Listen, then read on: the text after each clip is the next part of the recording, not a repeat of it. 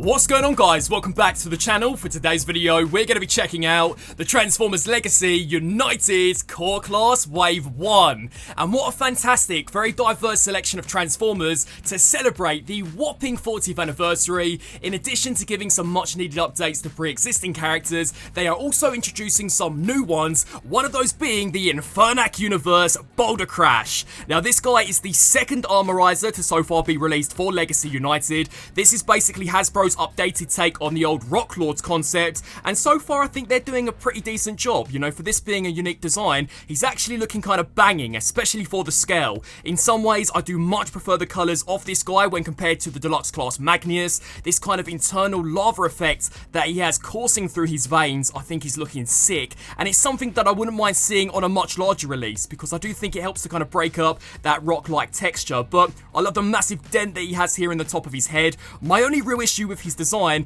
would be that if you check him out from the back, he has this massive stick hanging out of his ass. Now, this is because he is an armorizer. He will be able to turn into basically a target master for a larger transformer to wield later on, but because this is a core class, I really wouldn't mind maybe had this been separate. You know, you could have taken this clean off, turned it into a blaster for Bouldercrash to use in his robot mode, because with the exception of that massive stick, this is actually a pretty decent looking robot mode.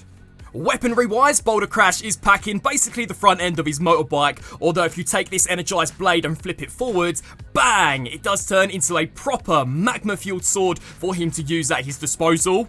And the articulation is actually pretty decent. You know, recently Hasbro appear to have massively stepped up their game, not only when it comes to legacy figures, but core class figures. You know, they are leaps and bounds better than some of the earlier waves. So, up first, the head is on a ball joint. It will look up, it will look down slightly. It can rotate left to right. The shoulders are on ball joints too, so these can move out to the sides, forwards and backwards. The elbow joint also doubles as the bicep joint. Surprisingly, there is a waist joint, although due to that massive stick, it is unfortunately quite compromised, but you will use this for the transformation. The hips will kick forwards to that far, they'll then kick back to that far, which is awesome. Then out to the sides, there are ball jointed knees which can bend a little past 90, and because this guy's a core class, nothing at all in the ankles. But you know what, the posability that he does have doesn't stop him from getting into some pretty sick looking poses.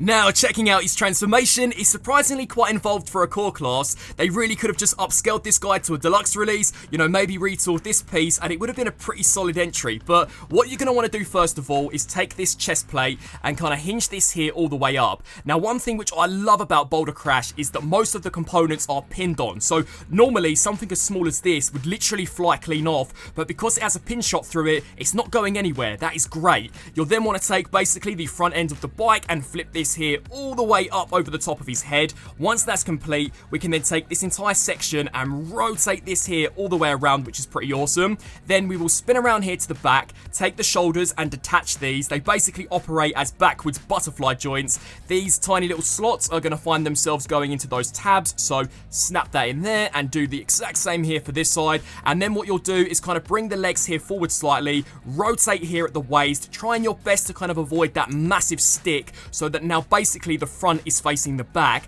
Then as we flip up here to the top, you're going to want to bend the knees in so that these tabs here line up perfectly with that slot. So snap that in there and do the exact same here for this side. And then for a finishing touch, you are going to want to bring back in the front end of the bike, transform it into its original configuration, and then this slides over the top of the front wheel. So you're going to want to make sure that all of the tabs do lock in seamlessly, and then this piece here will just slide in, and bang! Here is Bouldercrash, fully transformed into, I guess, a tricycle. It has 3 wheels, which is pretty cool, so it's super stable on the ground. It rolls like an absolute dream, which is brilliant for a core class release. And like I mentioned previously, this can also transform into a third mode, that being its target master form. So for this, it's very simple. You basically take this blade, flip it up, and bang! There he is in his armorizer form. Now, this is quite large. Even for a Voyager class, it comes across as being a lot bigger than I would expect from an energized blade. So it does make me wonder if maybe again Hasbro have plans to kind of sprinkle in a surprise combiner. I wouldn't be surprised if in the future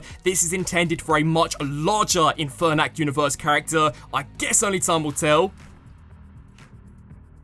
Now, the next figure I want to check out is a much needed update. This is a core class ENERGON Megatron. So we now finally have at least one character from the Transformers Unicron trilogy, which is brilliant. I'm kind of hoping that maybe in 2 years' time we can see this Megatron at the very least upscaled into a Voyager or a Leader, because for a core release, do you know what? This is actually pretty smack on to how Megatron appeared in the old TV show. The details I think are looking really sick. I mean, as I said, they basically could just upscale this. Even as we flip him around here to the back, he is fully decked out with those massive ass wings, and we know they are going to repaint this into a Galvatron, so this definitely isn't the last that we've seen of this mold. And weaponry wise, this guy is packing. So up first, he does include a pair of shoulder mounted blasters. These have been cast in that really sick neon looking green.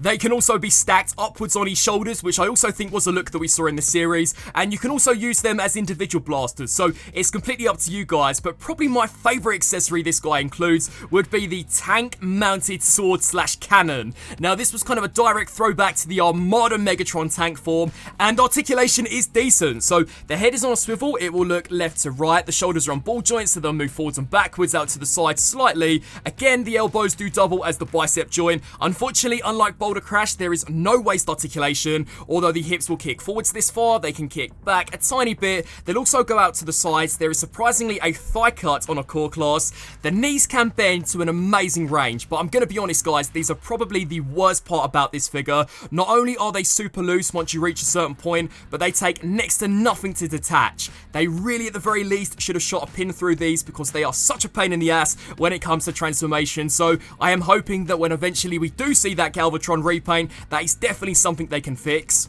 Now, as we check out ENERGON Megatron's transformation, it's surprisingly quite nifty. So, up first, you're going to want to take basically the heels and fold these here inwards on both sides. Then what you'll do is take a hold of that amazing head sculpt, spin that around so the back is now facing the front. Then we can take the nose cone off the jet, flip this here all the way up, and it will specifically lock into place. So, I thought that was pretty cool. Then what you'll want to do is take the jetpack and rotate this here all the way around. So, these are only subtle steps which they never needed to include in a core class. I mean, they quite literally could have left the wing orientation in this way, and to be honest, I probably would never have been able to tell that it was inaccurate. So steps like this, again, to me, really show that they are evolving in terms of the complexity of core class. But then what you want to do is take a hold here of these elbow joints, bring them forward, and rotate these here all the way around. There is a tiny little notch sculpted into the bicep, which should slide into this tab, although it only very softly rests into place, which can be kind of annoying. You'll want to do the same here for this side, so bring that forwards, rotate that there around, kind of rest that there into place, and then for the next step, you are going to want to rotate here at the thigh, kind of bring the hip joint here out to the side, and this painted tab will slide into this slot. Now, I'm not a huge fan of kind of pegging painted tabs into slots, because 9 times out of 10, that paint is going to wear off very quickly, but you do just slide that in there until it soft clicks, and do the exact same here for this side. So again, rotate at that thigh, bend at the hip, bring this section here around until it does line up, and then for some finishing touches, you basically push the arms back a tiny bit, bring the wings down, and let's weaponize him up by smacking the tank turret up top and the 2 neon blasters in the front. And again, a really awesome jet mode for a tiny little core class figure. There are some things which I'm not the biggest fan of, most noticeably would be the kind of obvious hands and forearms, but if they ever do upscale this, I imagine those are all things that they'd likely fix. A fantastic alt mode to accompany a banging looking robot form. And then last, but by no means least, we have a much needed update, Beast Wars 2nd Universe, Tasmania Kid. And I am so glad to see this character introduced into Transformers Legacy, as this is a great companion piece to be paired alongside the Leo Prime / Convoy. And the details for this one I think are looking so insanely sick. He would definitely give Rat Trap a run for his money in terms of bang for your buck. And I really like how kind of the jaw of the Tasmanian Devil does become the heel spurs for this guy's robot form. You know, that is a great reuse of some of the alt mode components. So robot mode wise, really awesome. Accessory wise, this guy is packing his iconic wrist mounted blaster, which has been very nicely detailed. You know, it's basically formed out of the beast mode tail, but looks the part, and it's also blast effect compatible, so you can get kind of freaky in terms of display options.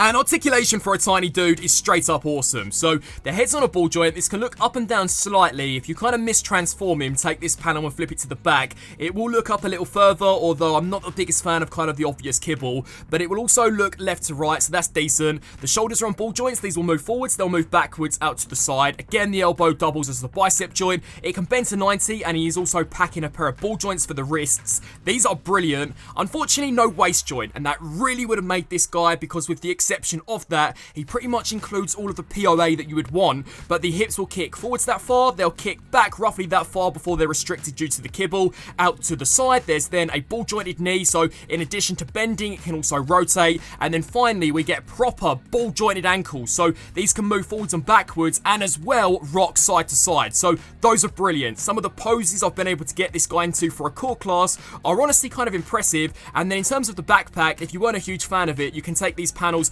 and kind of bring them out quite far, so yeah, a really decent release. Now, transformation-wise, he is by far the most involved out of the bunch. So for the first step, you're going to want to spin here to the underside, take the jaw, fold this here forwards, and do the same here for this side. Then we'll take the ankles, kind of bring these here down, because these will become the beast mode head. Now, on the underside of the kneecaps is a tiny slot. This is going to basically rest into that tab. So try your best to keep it in this position at all times. Then what you'll do is you'll take the backpack and detach it away from the core torso of the robot. Now, the next step is to take his scalp and fold this forwards, although at least on my copy it has a tendency to kind of fly off, and it's because most of this is painted, so it's kind of thickens up that tab. There's not really enough clearance, so it basically pushes itself out. This definitely would have benefited from a nice old pin kind of been shot through it, but you'll basically just want to push it back into its original position. Then we can take his robot mode head, spin this around so the back is now facing the front, and here come some of the challenging steps, because